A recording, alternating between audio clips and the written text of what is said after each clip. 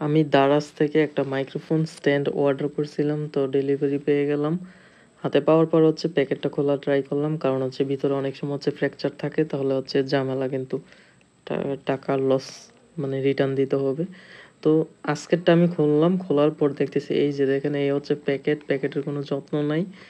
দেন খোলার পর তো আমি অবাক, কি পরিমাণ ময়লা! এই যে মনে হয় যে ময়লার স্তূপ থেকে বের করে আমাকে এটা দিছে। আমি যে জায়গায় খুলছি সেই জায়গা পুরোটাই হচ্ছে ময়লা হয়ে গেছে একটা একটা। এই মানে কি পরিমাণ বালি! আমার হাতের অবস্থাও খারাপ হয়ে গেছে।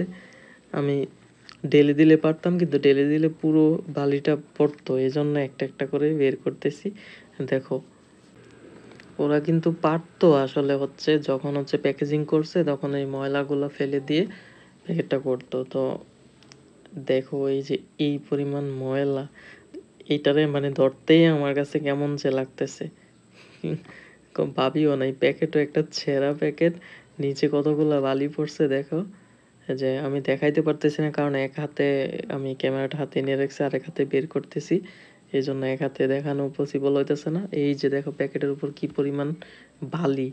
এই ময়লা সহ ওরা হচ্ছে আমাকে এই ডেলিভারিটা দিল। আমি সত্যিই হতাশ। আমি দারাজের কর্তৃপক্ষকে বলতে চাই হচ্ছে তোমরা এই ধরনের সেলারদেরকে হচ্ছে কিক আউট করে ফেলো।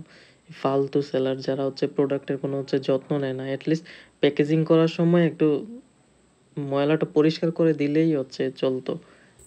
সত্যি খুব বাজে এক্সপিরিয়েন্স হলো আজকে।